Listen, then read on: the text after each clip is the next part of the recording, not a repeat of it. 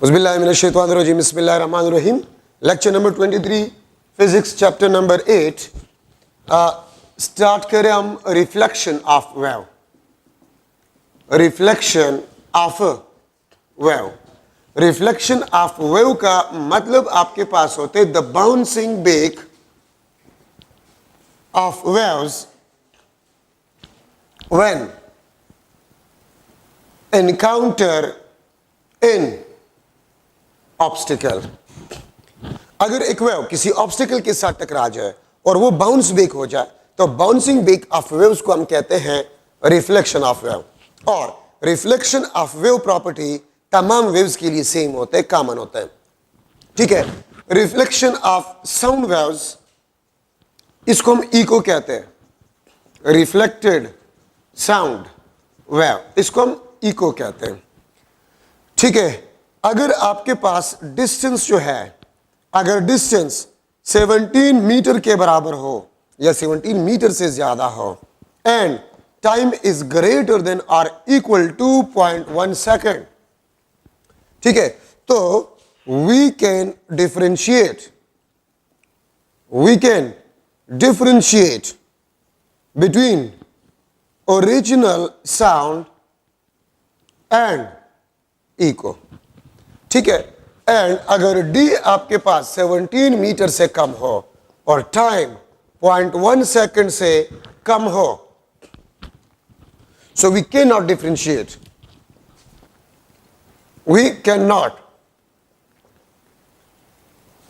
Differentiate between original sound and echo. ठीक है. और इसी इफेक्ट को ही हम क्या कहते हैं?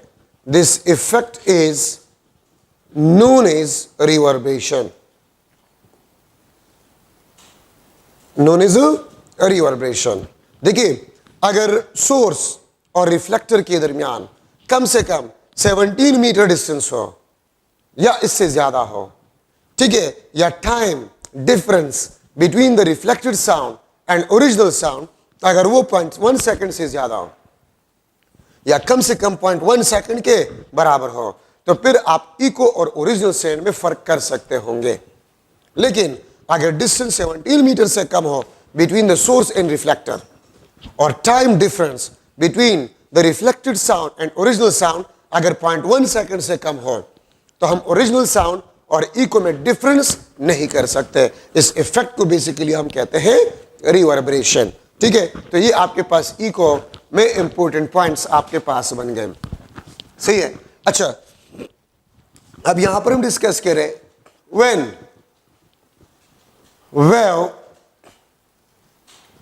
wave reflected from a boundary of denser medium. ठीक है.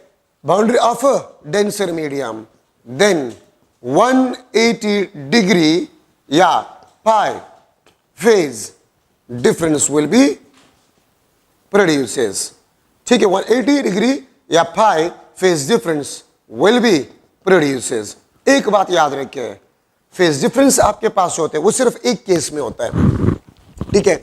और वो किस केस में आपके पास होता है? अगर एक वेव रेयर मीडियम में प्रोपेगेट कर रहा है. लेट्स सपोज ये आपके पास एयर है और एयर से, दिस इज एयर, ये आपके पास रेयर मीडियम है. ठीक है. ये आपके पास इंसिडेंट लाइट है. ये आपके पास ग्लास है और ग्लास आपके पास जो है दिस इज डेंसर. और ये आपके पास रिफ्लेक्टर है, this is a reflected wave. ये आपके 9th चैप्टर में भी यूज होगा. ये इंसिडेंट लाइट, ठीक है, एयर में जो कि रेयर मीडियम है, ग्लास जो कि डेंसर है. ठीक है. रेयर मीडियम में एक वेव आ रहा है और वो डेंसर मीडियम के बाउंड्री से रिफ्लेक्ट हो जाए, तो इस केस में आपके पास 180 डिग्री फेज डिफरेंस प्रोड्यूस होगा. और 180 डिग्री फेज डिफरेंस का मतलब ये होगा कि अगर ग्लास के साथ क्रस्ट इंटरेक्ट हो रहा है तो वो एज अ ट्रफ रिफ्लेक्ट होगा.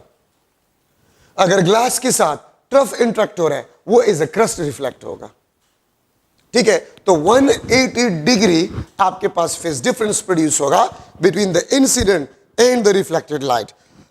अगर इस वेव का कुछ पार्ट जो है वो ट्रांसमिट हो जाए या रिफ्रैक्टेड, ये ट्रांसमिटेड और इसको हम रिफ्रैक्टेड कहते हैं, तो आप ये बात याद रखें कि इंसिडेंट और रिफ्रैक्टेड के दरमियान 0 डिग्री फेज डिफरेंस होता है।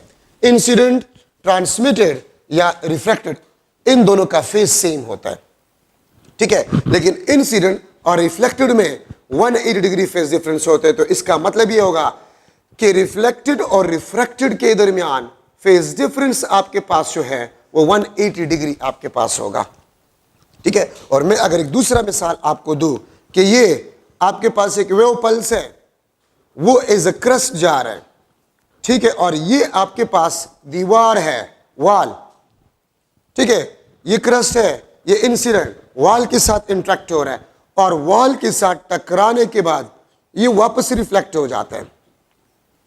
ये आपके पास रिफ्लेक्टेड, तो वॉल आपके पास डेंसर है, स्ट्रिंग से, ठीक है। तो देखिए ये क्रस्ट जा रहा है, ये एज अ ट्रफ वापस आएगा, तो फेज डिफरेंस आपके पास कितना प्रोड्यूस हो गया? 180 डिग्री। तो एक बात आप हमेशा के लिए याद रखें, अगर वेव रेयर मीडियम में प्रोपेगेट कर रहा था और डेंसर मीडियम के बाउंड्री से वो रिफ्लेक्ट हो जाए, this is the only one condition where 180 degree phase difference will be produces, ठीक है। अगर रेयर मीडियम के बाउंड्री से रिफ्लेक्ट हो जाए, no phase change, denser medium के बाउंड्री, लेकिन डेंसर मीडियम का भी बाउंड्री, वो बाउंड्री जो कि रेयर और डेंसर को क्या करता है? सेपरेट करता है, वो बाउंड्री, तो फिर 180 डिग्री फेज डिफरेंस आपके पास प्रोड्यूस होगा। दूसरा एग्जांपल, रिंग के साथ हमने स्ट्रिंग अटैच किया हुआ है, ये आपके पास इंसिडेंट वेव और ये आपके पास रिंग है, ठीक है। तो इस रिंग से अगर ये रिफ्लेक्ट हो रहा है तो आपके पास क्या होगा? No phase change, phase change आपके पास नहीं होगा। अब इस केस में आप देख सकते हैं फेज डिफरेंस आपके पास है, ये 0 डिग्री होगा। एमसीक्यूज में आपके पास आ सकता है, यहां पर स्ट्रिंग दीवार के साथ फिक्स है, 180 डिग्री फेज डिफरेंस, वहां पर रिंग के साथ अटैच है स्ट्रिंग, तो रिफ्लेक्टेड वेव में कोई फेज चेंज नहीं आएगा, फेज डिफरेंस क्या होगा? 0, इसमें फेज डिफरेंस 180, ठीक है। तो सिर्फ आपके पास एक केस है कि जिसमें रिफ्लेक्टेड वेव जो है उसमें 180 डिग्री फेज डिफरेंस आपके पास प्रोड्यूस हो जाता है। रेयर मीडियम में वेव प्रोपेगेट करे और डेंसर मीडियम के बाउंड्री से वो रिफ्लेक्ट हो जाए, 180 degree phase difference will be produces, ये बात आप याद रखें, ठीक है। अच्छा, अब यहां पर हम ले रहे हैं स्टैंडिंग और स्टेशनरी वेव्स, स्टैंडिंग और स्टेशनरी वेव्स। याद रखिए हमारे पास 2 किस्म के वेव्स होते हैं, हमारे पास 2 किस्म के वेव्स हैं, प्रोग्रेसिव वेव्स। प्रोग्रेसिव वेव्स आपके पास वो वेव्स होते हैं जो कि एनर्जी को ट्रांसफर कर सके, ठीक है। मैं यहां पर लिख लेता हूं, वेव्स आपके पास 2 किस्म के हैं, प्रोग्रेसिव वेव्स और दूसरा आपके पास स्टैंडिंग और स्टेशनरी वेव्स। प्रोग्रेसिव वेव्स और दूसरा आपके पास क्या है? स्टैंडिंग और स्टेशनरी वेव्स। प्रोग्रेसिव वेव आपके पास जो है, इट कैन ट्रांसफर एनर्जी, ये एनर्जी को ट्रांसफर कर सकता है। For example transverse and longitudinal waves, वो आपके पास प्रोग्रेसिव वेव्स होते हैं, ठीक है। No single point is a stationary, no single point is stationary, कोई भी सिंगल पॉइंट आपके पास प्रोग्रेसिव वेव में स्टेशनरी या रेस्ट में नहीं होता, तमाम पार्टिकल्स मोशन करते हैं, ठीक है। लेकिन स्टैंडिंग वेव्स आपके पास जो है, it can not transfer energy, it can not transfer energy, ठीक है, and it has stationary points. इसमें आपके पास कुछ पॉइंट्स होते हैं जिसको हम स्टेशनरी कहते हैं, ठीक है। तो ये 2 आपके पास मेन डिफरेंसेस है आपके पास प्रोग्रेसिव वेव्स में और स्टैंडिंग वेव्स। स्टैंडिंग वेव्स क्या है? ये भी आपके पास इंटरफेरेंस है। Two similar waves propagating in opposite direction. Propagating in opposite direction. Two similar waves propagating in opposite direction when superposed. When superposed, they form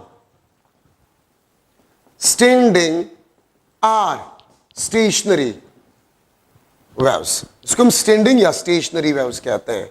दो सिमिलर वेव्स अपोजिट डायरेक्शन में अगर प्रोपगेट होते हैं और वो सुपरपोज हो जाए तो ये आपके पास स्टैंडिंग या स्टेशनरी वेव्स बनाएंगे। याद रखिए, the frequency of standing wave will be equal to the frequency of wave with superpose. दो similar waves, it means frequencies आपके पास सेम होंगे। सिमिलर वेव्स तो फ्रीक्वेंसी आपके पास क्या होंगे? सेम होंगे। दो सिमिलर वेव्स है, each of frequency 100 hertz, they are propagating in opposite direction and superpose, then the frequency of standing waves will be dash. Standing waves की फ्रीक्वेंसी आपके पास क्या होगी? तो याद रखिए, स्टैंडिंग वेव की फ्रीक्वेंसी वही होगी जो दो वेव सुपरपोज होके स्टैंडिंग वेव्स को बना रहे हैं। तो the frequency of standing wave will be equal to the frequency of wave with superpose. अगर दो waves each of frequency 100 hertz superpose, they will form a standing wave. और standing wave का frequency भी आपके पास जो होगा वो भी आपके पास 100 हर्ट्ज ही होगा, वो भी आपके पास 100 हर्ट्ज ही होगा। दो वेव्स है जिनकी फ्रीक्वेंसी 200 हर्ट्ज है, सिमिलर वेव्स है, और वो अपोजिट डायरेक्शन में प्रोपगेट करते हैं। जब वो सुपरपोज होते हैं तो स्टैंडिंग वेव्स बनाते हैं। और याद रखिए, स्टैंडिंग वेव्स की जो फ्रीक्वेंसी होती है वो आपके पास वही होगी जो दो वेव्स सुपरपोज होके स्टैंडिंग वेव्स को बनाते हैं।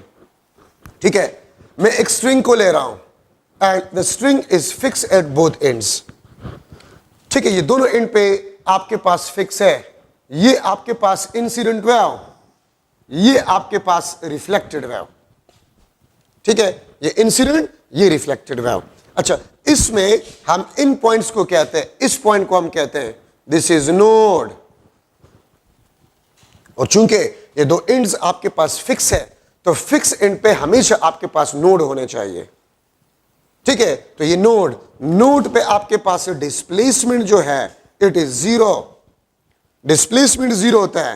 एंड नोड आपके पास होता है this is always at rest या स्टेशनरी। ये हमेशा आपके पास रेस्ट में होते हैं या स्टेशनरी आपके पास होता है। ठीक है, so this is always at rest और स्टेशनरी। याद रखिए, नोड पे आपके पास जो टोटल एनर्जी होता है इट इज जीरो। ठीक है, नोड पे टोटल एनर्जी जीरो, और प्रेशर या स्ट्रेस आपके पास जो होता है वो मैक्सिमम होता है।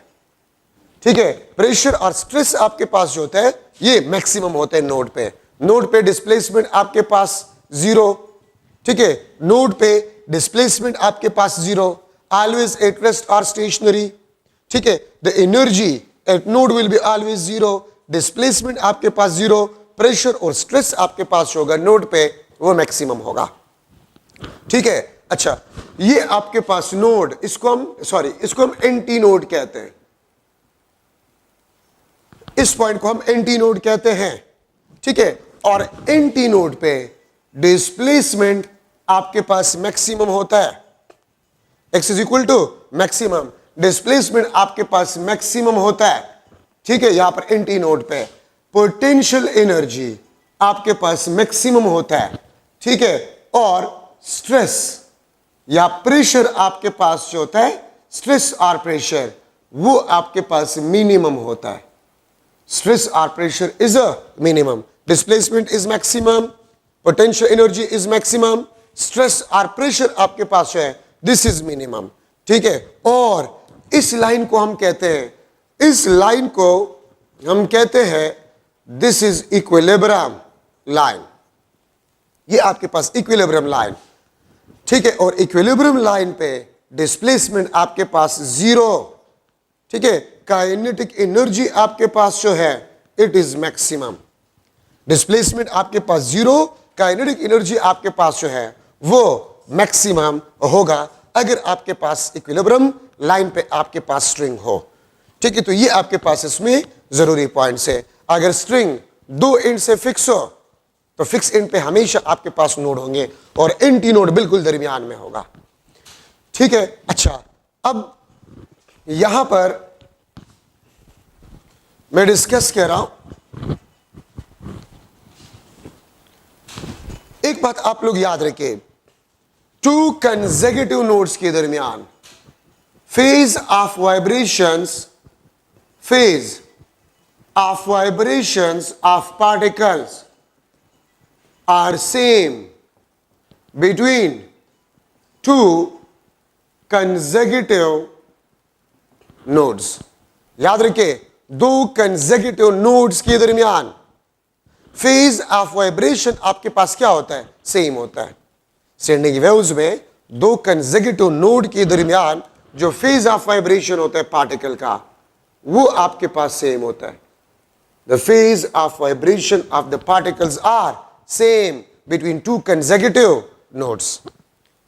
और याद रखिए, आपके पास जो प्रोग्रेसिव वेव्स है, प्रोग्रेसिव वेव्स, तो प्रोग्रेसिव वेव के किसी भी दो कंसेक्यूटिव पॉइंट्स के दरमियान फेज ऑफ वाइब्रेशन सेम नहीं होता।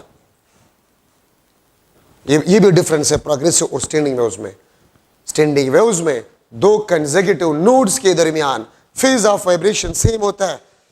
फेज ऑफ वाइब्रेशन सेम होने का मतलब ये होता है, आप ये देखिए, ये स्टैंडिंग वेव्स है और ये आपके पास नोड्स है यहां पर, तो सारे पॉइंट्स एक साथ में नीचे आएंगे और सारे पॉइंट्स एक साथ में ऊपर भी जाएंगे। ठीक है, तो between two consecutive nodes the phase of vibration of the particles will be same. लेकिन आपके पास जो प्रोग्रेसिव वेव्स है उसमें किसी भी दो कंसेक्यूटिव पॉइंट्स के दरमियान फेज ऑफ वाइब्रेशन पार्टिकल्स का सेम नहीं होगा। The distance between two consecutive nodes or antinodes, this is equal to half of the wavelength. या मैं लिख सकता हूं the length of one loop is equal to half of the wavelength of standing waves. एक loop का length half of the wavelength of standing waves. दो loops का length 2 lambda by 2, एक लूप्स का लेंथ lambda by 2, दो loops का length 2 lambda by 2, 3 loops का length 3 lambda by 2, 4 loops का लेंथ 4 lambda by 2, 5 loops का लेंथ 5 lambda by 2, 6 loops का लेंथ 6 lambda by 2। ठीक है, ये बात याद रखिए। और हाफ लूप का लेंथ क्या होगा? lambda by 4। तो मैं इस तरह भी कह सकता हूं कि the distance between two consecutive nodes और two consecutive antinodes is equal to half of the wavelength of standing waves. ठीक है, तो ये आपके पास जो है इंपॉर्टेंट पॉइंट्स है इन स्टैंडिंग वेव्स। अच्छा, अब यहां पर मैं लिख रहा हूं रेजोनेटिंग लेंथ। रेजोनेटिंग लेंथ आपके पास जो होता है Ln is equal to L divide by 2n। Ln is equal to L divide by n। ये L लेंथ ऑफ स्ट्रिंग है, n नंबर ऑफ लूप्स को रिप्रेजेंट करता है और ये आपके पास रेजोनेटिंग लेंथ है and this is the length of string. ये आपके पास लेंथ ऑफ स्ट्रिंग है और n आपके पास जो है ये नंबर ऑफ लूप्स है। n is the number of loops. तो देखिए, अगर मैं लिख लो n is equal to 1 means 1 loop, तो L1 आपके पास L डिवाइड बाई 2। तो आप लोगों ने पढ़ा है कि अगर हम स्ट्रिंग को मिड पॉइंट पे प्लग करें तो 1 लूप विल बी फॉर्म, तो एक लूप आपके पास फॉर्म होगा। ठीक है, अगर n इज इक्वल टू 2 तो L2 आपके पास L डिवाइड बाई 4 होगा। ठीक है, दो लूप्स आपके पास बनेंगे। अगर n आपके पास 3 है, L3 is equal to L divide by 6। तो याद रखिए, ये 2n आपके पास ये इवन नंबर को शो करता है, even number. 2 1s are 2, 2 2s are 4, 2 3s are 6, 2 4s are 8, 2 5s are 10, 2 6s are 12। ये आपको इवन नंबर देगा। तो याद रखिए, आपके पास L by 2, L by 4, L by 6, L by 8, L by 10 means length of string divide by E one, ये resonating length होते हैं। बाकी किसी और लेंथ पे अगर आप स्ट्रिंग को प्लग करें तो स्टैंडिंग वेव्स नहीं बनेंगे। अगर आप L/2 पे मीन्स मिड पॉइंट पे आप एक स्ट्रिंग को एक एंड से L/4 डिस्टेंस पे, एक एंड से L/4 तो दूसरे एंड से 3L/4, अगर एक एंड से L/8 तो दूसरे एंड से 7L/8, अगर एक एंड से L/16 तो दूसरे से 15L/16 लेंथ अगर आप प्लग करें तो आपके पास स्ट्रिंग रेजोनेट होगा और उसमें आपके पास वेव्स बनेंगे। ठीक है, अब अगर मैं एक MCQ बना लूं कि L is equal to 20 metre, centimetre में चले लिख लूंगा, L is equal to 20 centimetre. ठीक है, if we plug L is equal 20 centimetre of string fixed at both ends, दोनों एंड्स पे अगर आपके पास ये फिक्स हो, and if we plug string at 1 centimeter from one end and 19 centimeter from other end, 19 centimeter 1 centimeter from one end और 19 centimeter आपके पास जो है from other end, ठीक है, then number of loops formed will be dash, number of loops आपके पास कितने form होंगे। ठीक है, ए ऑप्शन आपके पास 10, B option 20, C option 5, D option 40। ठीक है, तो लेंथ ऑफ स्ट्रिंग आपके पास कितने हैं 20 centimetre, 1 centimetre from one and है, एक एंड से 1 सेंटीमीटर, तो मैं 20 को किस नंबर पे डिवाइड करूं कि 1 सेंटीमीटर आपके पास आ जाए। मैं 20 सेंटीमीटर को किस नंबर पे डिवाइड करूं कि 1 सेंटीमीटर आपके पास आ जाए, तो 20 पे, ये आपके पास L डिवाइड बाय 20 बना, और इस 20 को आप हाफ करें तो 10 नंबर ऑफ लूप्स आपके पास बनेंगे।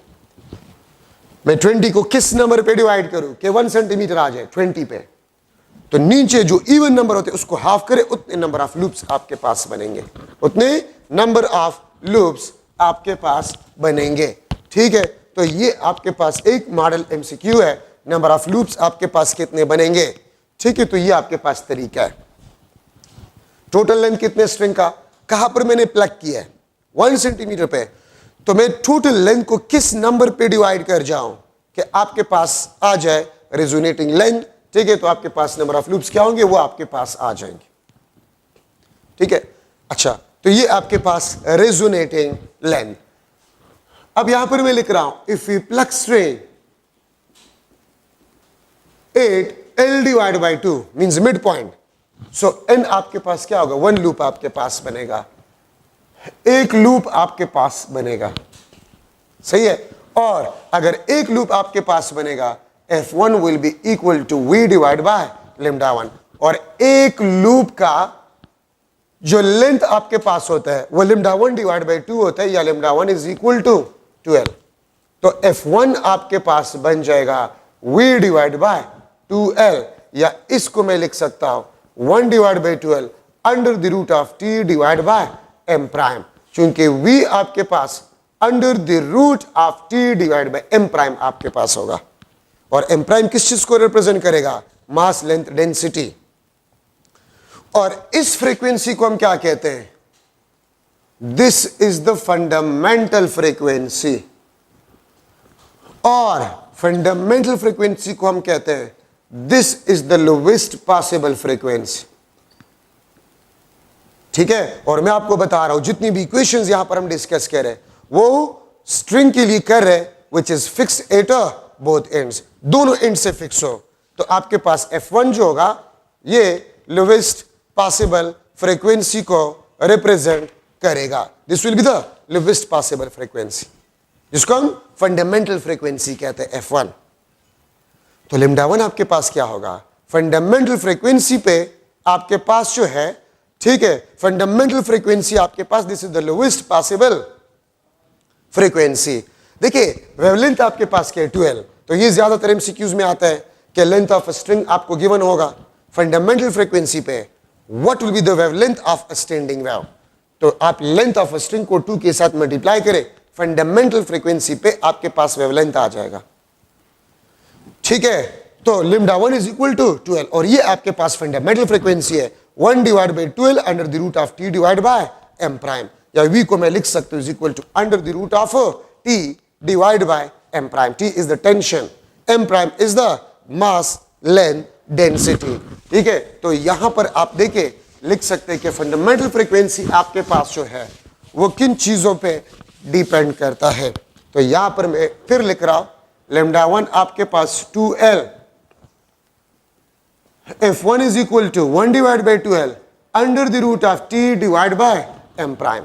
और यहां से मैं लिख सकता हूं कि fundamental frequency inversely proportional to the length of a string.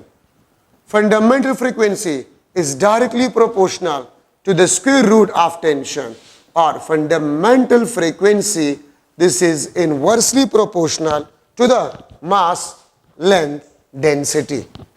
अगर आप स्ट्रिंग के लेंथ को हाफ कर जाए fundamental frequency will be double, अगर आप लेंथ को डबल कर जाए तो fundamental frequency will be half. अगर आप स्ट्रिंग में टेंशन को डबल कर जाए तो fundamental frequency under root 2 time increase, और अगर आप मास लेंथ डेंसिटी को डबल कर जाए तो फंडामेंटल फ्रीक्वेंसी आपके पास अंडर रूट 2 टाइम डिक्रीज होगा। ठीक है, तो ये आपके पास फर्स्ट रेजोनेंस पे कंडीशन आपके पास है। At second resonance L2 is equal to L divide by 4। Loops कितने बनेंगे? 2 लूप्स आपके पास बनेंगे, और 2 लूप्स का जो लेंथ आपके पास होता है वो 2 इंटू लेम्डा 2 डिवाइड बाय 2, या मैं इसको इस तरह भी लिख सकता हूं lambda 2 is equal to 2L divide by 2। वहां पर लेंथ 2L था, यहां पर 2L divide by 2 means half है। तो याद रखिए आपके पास लेम्डा 2 जो है वो लेम्डा 1 का हाफ है।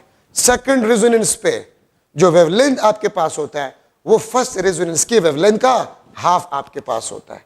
2 लूप्स आपके पास बनेंगे, तो F2 V divide by lambda 2 V divide by L 1 divide by L under the root of T divide by M prime, या इसको मैं लिख सकता हूं 2 into 1 divide by 12 under the root of T M prime, या इसको मैं लिख सकता हूं 2F1। देखिए पहले एक लूप बन रहा था, फ्रीक्वेंसी F1 था, अब 2 लूप्स बन रहे हैं तो फ्रीक्वेंसी डबल हो जाएगा। 2 लूप्स बन रहे हैं तो फ्रीक्वेंसी आपके पास है वो डबल हो जाएगा। क्यों? पहले एक लूप था, अब 2 लूप है तो frequency will be double. Wavelength आपके पास क्या होगा? हाफ। तो देखिए wavelength half, frequency double, but speed will be remain same. Speed आपके पास होगा it will be remain same. ठीक है, इसी तरह अगर मैं थर्ड रेजोनेंस पे लूं, थर्ड रेजोनेंस पे आपके पास F3 जो होगा वो 3F1 होगा, एंड लेम्डा 3 आपके पास 2L डिवाइड बाय 3 आपके पास होगा। तो मैं अगर इसको जनरलाइज्ड करूं, generalized Fn is equal to NF1 और wavelength of a standing wave this is equal to 2L divide by N। सही है, तो इसका मतलब आपके पास ये होता है कि frequency is a quantized, frequency is a quantized, और फ्रीक्वेंसी नंबर ऑफ लूप्स के डायरेक्टली प्रोपोर्शनल है, और वेवलेंथ आपके पास नंबर ऑफ लूप्स के इनवर्सली प्रोपोर्शनल है। अगर नंबर ऑफ लूप्स बढ़ते हैं तो स्टैंडिंग वेव्स का फ्रीक्वेंसी बढ़ेगा, अगर नंबर ऑफ लूप्स कम होते हैं तो फ्रीक्वेंसी कम होगा। ठीक है, और अगर नंबर ऑफ लूप्स बढ़ता है तो वेवलेंथ कम होगा, अगर नंबर ऑफ लूप्स जो है वो कम होते हैं वेवलेंथ आपके पास बढ़ेगा।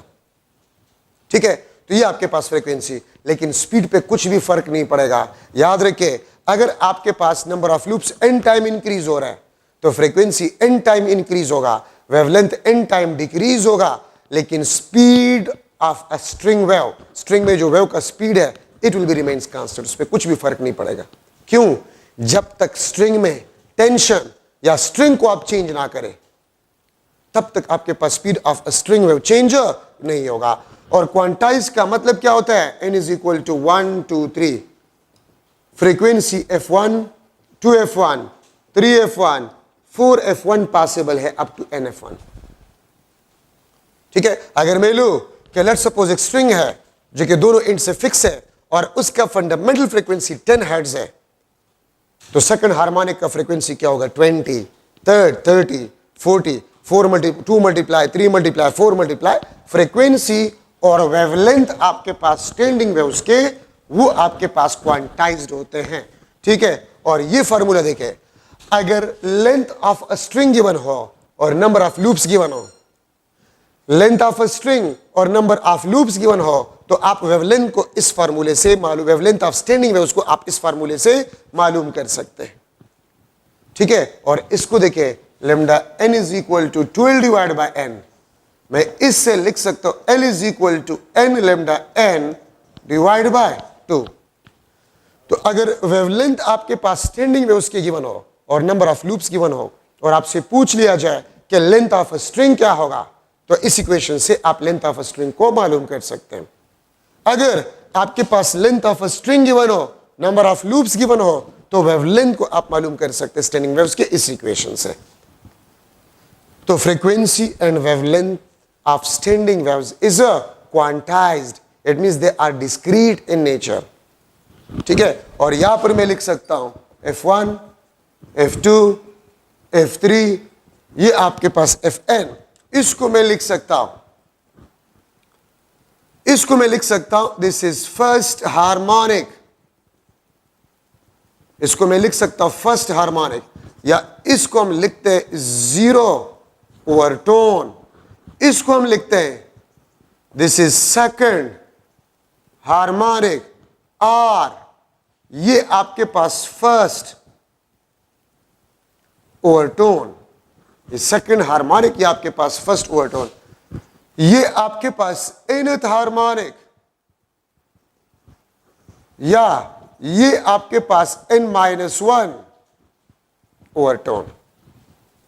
ठीक है, और याद रखें number of harmonic is equal to number of overtone plus 1। अगर मैं पूछूं आपसे 9th ओवरटोन है तो कौन सा हार्मोनिक होगा? अगर 9th ओवरटोन है तो 9 + 1 10th हार्मोनिक होगा। ठीक है, number of overtone is equal to number of harmonic -1। अगर हार्मोनिक गिवन है और आपसे नंबर ऑफ ओवरटोन के बारे में पूछा गया है, तो इस इक्वेशन से आप नंबर ऑफ ओवरटोन को मालूम कर सकते हैं। ठीक है, और दूसरी बात आप ये भी याद रखें कि आपके पास अगर एक स्ट्रिंग फिक्स हो दो एंड्स है, तो फिर आपके पास जो नोड होंगे it will be equal to anti node plus 1।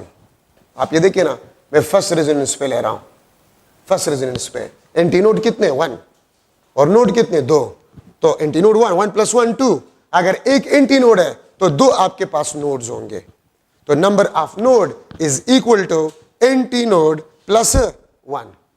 ठीक है, ये बात आप लोग याद रखें। लेकिन मैं फिर बता रहा हूं, ये उस स्ट्रिंग के लिए है जो कि दो एंड से फिक्स हो, दो एंड से आपके पास क्या हो? फिक्स हो। अब मैं एक MCQ लिख रहा हूं, द फ्रीक्वेंसी ऑफ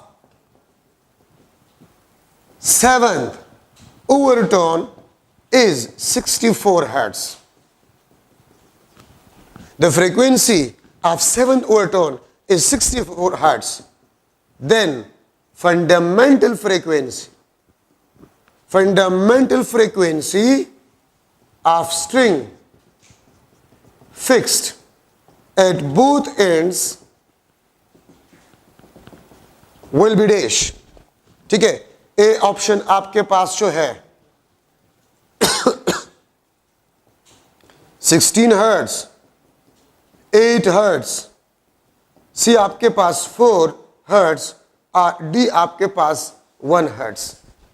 तो देखिए आपके पास क्या है, ये 7th ओवरटोन है, तो अगर ये 7th ओवरटोन है तो कौन सा हार्मोनिक होगा? 8 हार्मोनिक, 8 हार्मोनिक, तो F8 is equal to 8 times of F1, और F1 क्या होगा?